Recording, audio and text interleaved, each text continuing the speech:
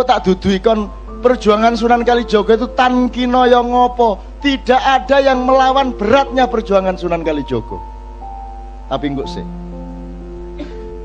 kon biasalah mek dikandani Kiai Sunan Kalijaga itu dakwah dengan seni ngono kata.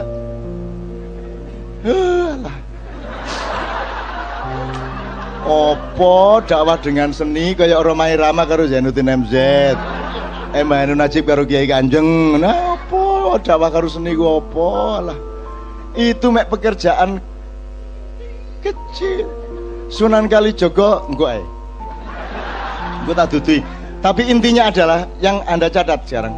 Sunan Kalijaga itu hidup berjuang sejak akhir Mojopahit Brawijaya 5 dan dia memproses seluruhnya sampai awal Mataram.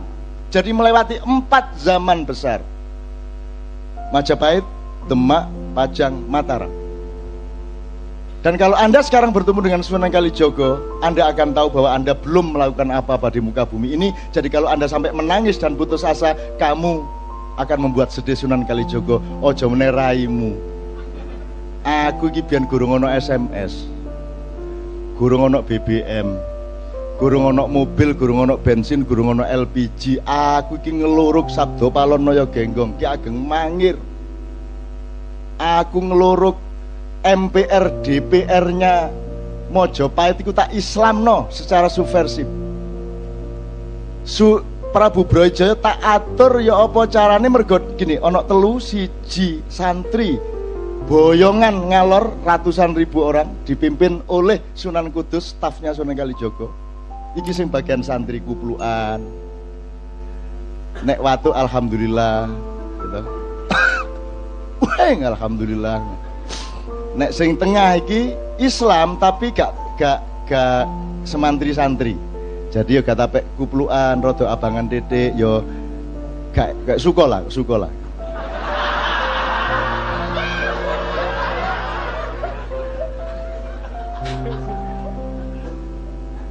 Ada cerita-cerita sangat detail tapi tidak mungkin saya ceritakan kepada Anda, termasuk pusaka-pusaka, termasuk segala macam. Tapi intinya terbagi 3, 1 santri. Dan ini konstelasi di Indonesia tetap 3 itu sampai sekarang.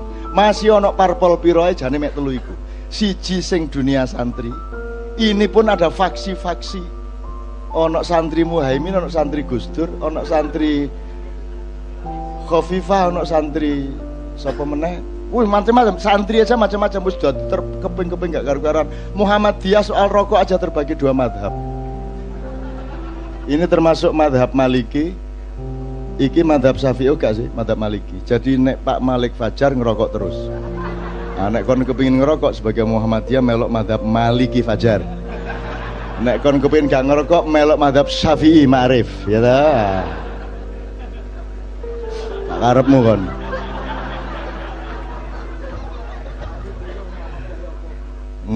Gitu ya. Terbagi-bagi ndak karu-karuan. Yang tengah ini yang kita sebut kejawen. Kejawen itu Islam tapi Jawa.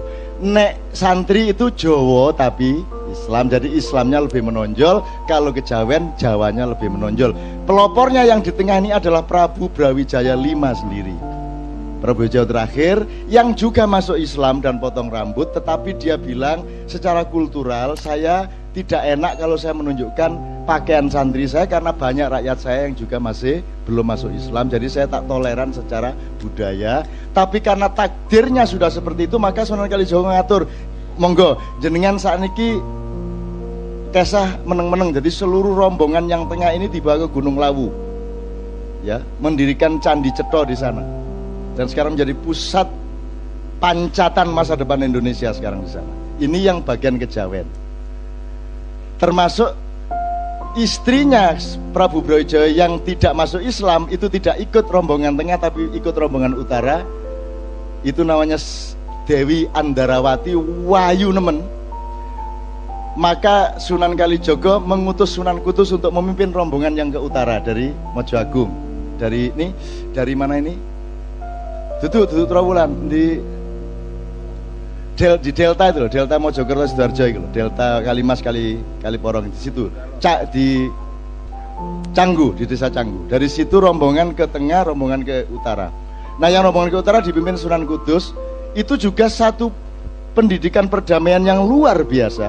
Karena sebelum diatur oleh Sunan Kalijogo atas perintah Sunan Ampel, sempat terjadi peperangan antara orang-orang Mojopahit melawan orang-orang Demak. Dan di dalam peperangan itu terjadi duel antara kakaknya Raden Patah yang sulung yaitu Raden Jaka Bentar melawan bapaknya Sunan Kudus yang namanya Sunan Ngudung.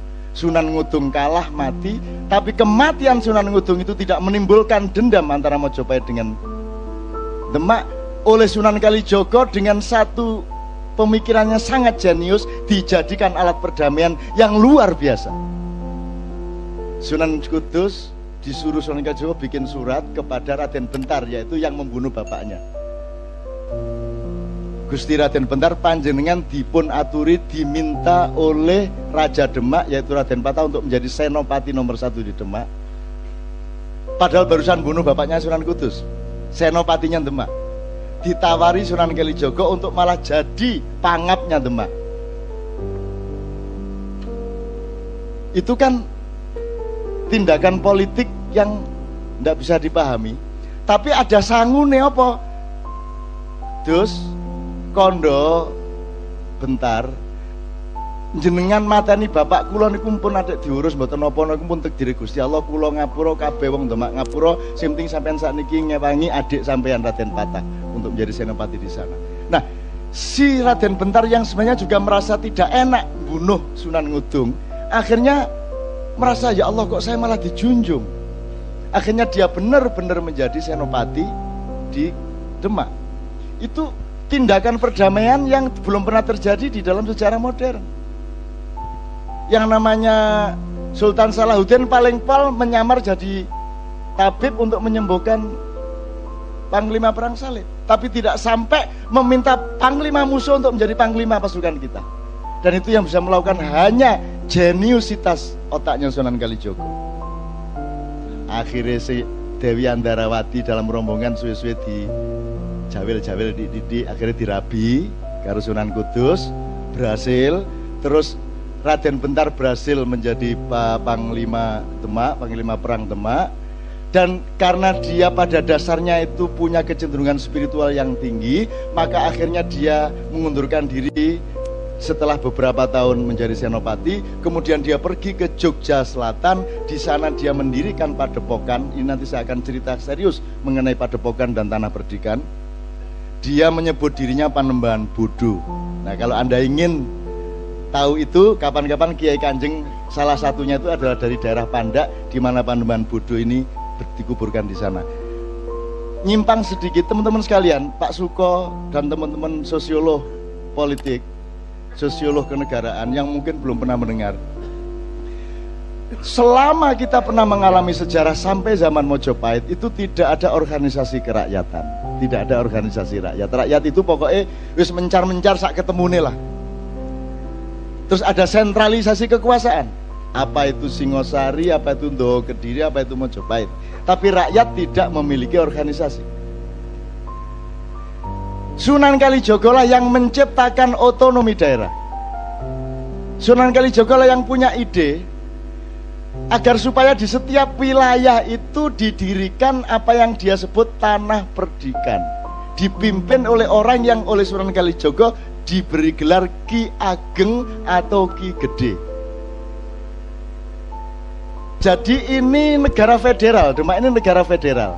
Masing-masing wilayah memiliki otonominya sendiri-sendiri, tapi berada di dalam satu MOU kesejahteraan dan keamanan dengan Demak.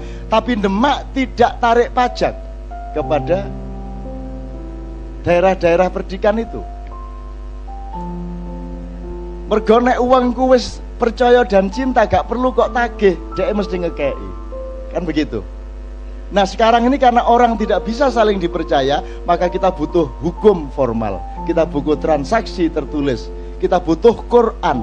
Dulu orang tidak ada Quran sudah bisa menciptakan kemuliaan dan kebiasaan hidup seperti yang ada dalam Mahabharata dan Ramayana. Jauh sebelum ada Al-Quran. Mergo menungso akhirnya wis gak iso gawe dan menerapkan penemuan-penemuan hikmah hidupnya sendiri, maka Gusti Allah memutuskan arek-arek iki nek diculno tambah suwi tambah gendeng. Wis tak kei pagerai, akhirnya dia turunkan Taurat, dia turunkan Zabur, dia turunkan Injil, dan disempurnakan menjadi Al-Quran. Iku saking nemene menungso, dijarno gak kena, dijarno egaliter, gelut tok, nyolong tok, curang tok, nyerobot tok kaya arek numpak motor iki. Nyerobat rono, nyerobot rene. Akhirnya Tuhan memberi pagar, nek tak kene Quran, tak kene syariat. Soalnya nemen iki. Nah, syariat Islam itu berlaku baru belum ada 20 abad. Baru aja. Itu karena manusia peradabannya mengalami degradasi kemanusiaan dan intelektual yang luar biasa, yang tidak terjadi pada waktu Astinapura, tidak terjadi pada waktu masyarakat Atlantis yang melahirkan Pandu Dewanata, yang punya anak Pandawa, yang punya anak Kurawa, sampai ke Parikesit. Waktu itu tidak ada Quran, tidak ada Injil, karena manusia sudah diberi Al-Quran di dalam dirinya, sudah ada ayat-ayat kauniyah, sudah ada firman-firman alamiah di dalam diri manusia, dan mereka menggunakannya. Saiki nek gak disuplemen gak iso urip barang. Suplemennya gak ekstra jos, kudu butuh Quran, kate gak nyolong kate butuh Quran barang. Kate gak korupsi kate butuh hukum KUHP barang. Nek kon iku menungso lak mesti gak korupsi sih. Nah mergo kon gak tapek menungso, akhirnya dibutuhkan hukum-hukum yang toh akan dia langgar sendiri, karena yang membuat aturan-aturan adalah orang-orang yang sebenarnya mengakali hukum supaya dia tetap bisa nyolong. Nggak terus muring-muring gitu. Tidak terus tutup KPK lagi, tapi gak. Saya cuma ingin mengatakan, ya Allah, Sunan Kalijogo ini diringkes dewe Pak KPK Pak. Transformasi dari Mojopahit ke Demak, ke Gunung Lawu, dan ke selatan Sabdo Palonoyo Genggong sampai ke timur NTB, NTT, sampai ke utara Makassar, Kalimantan, sampai ke Madura. Sing bagi kepala tanah pendidikan Sunan Kalijogo. Jadi dia bikin daerah otonomi di seluruh Nusantara, dan itu dilakoni ijen. Asistennya Mek Sunan Kudus kok. Jadi anaknya Prabu Brawijaya itu jumlahnya terakhir ya, Prabu Brawijaya 5, itu jumlahnya 147. Wis bayangno iku brancahe iku wonge. Iku ora ngene tok meteng, ngene tok meteng. Watuk meteng ngono ya kira-kira ya. 117 ya. Nah, Anda sekarang sebut nama dari periode itu, sebut semua nama. Anda tahu Ki Ageng Mangir? Semua itu anaknya Prabu Brawijaya. Anda tahu Ki Ageng Pengging Hadayaningrat? Anda tahu sudah Ki Ageng sak Indonesia iku anake Brawijaya kabeh. Anake wong kene kabeh. Nek saiki Jawa Timur yang melahirkan pemimpin-pemimpin seluruh Indonesia mbembet kayak saiki, milih gubernur gak iso. Ojo ngaku nek kon turunane Mojopahit. Semua kepala tanah pendidikan itu anaknya Brawijaya, dan semuanya murid Sunan Kalijogo. Tidak seorang pun yang tidak. Semua murid Sunan Kalijogo. Sebutan sopo? Sebutan nama-nama dalam sejarah pada periode itu, di 4 periode. Semua muridnya Sunan Kalijogo. Yang mendirikan Demak, semua murid Sunan Kalijogo. Mendirikan Pajang, murid Sunan Kalijogo. Mendirikan Mataram, Sunan Kalijogo.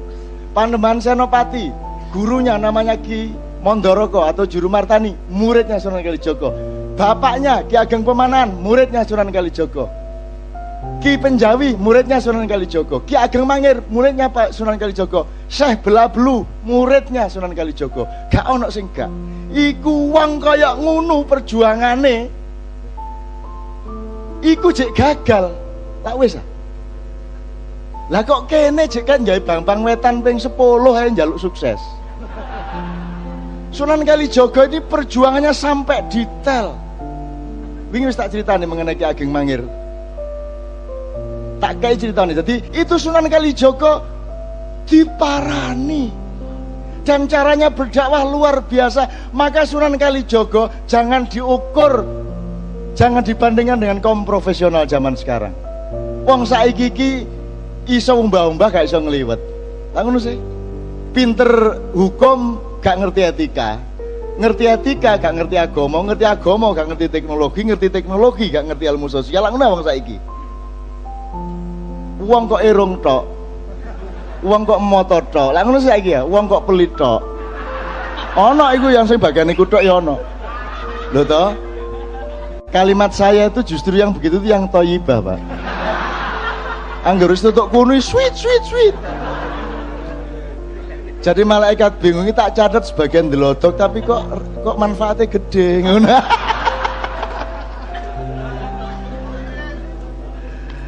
Ini saya mudah-mudahan ini menjadi wacana ya. Saya tidak mengatakan kepada para akademisi dan intelektual bahwa benar seperti itu, tapi itu saya merangsang Anda diteliti dong. Diteliti, dibuka kembali dong sejarahnya. Tak kayak contoh Sunan Ki Ageng Mangir itu anake Prabu Brawijaya kelima nomor 43. Nah, Ki Ageng Mangir iki sing bagian melok ngedul, sing bagian gak mlebu Islam, sing bagian agama Jawa asli. Termasuk yang jadi Raja Denpasar, kembali ke Hindu, ke Buddha dan seterusnya. Ya, ini diparani karo Sunan Kalijaga. Jadi suatu malam, jadi Ki Ageng Mangir ini kan karena dia punya otonomi, dia tuh seneng pesta, seneng nraktir rakyatnya, seneng gawe kenduren. Jadi pada suatu hari rakyat diundang 3 hari 3 malam untuk makan besar, wayangan, jadilan dan lain sebagainya. Mergo cik game abangan, gak abangan tok iku. Betul-betul masih irengan jian gitu ya. Tapi dia orang baik sebagai manusia, Ki Ageng Mangir ini. Terus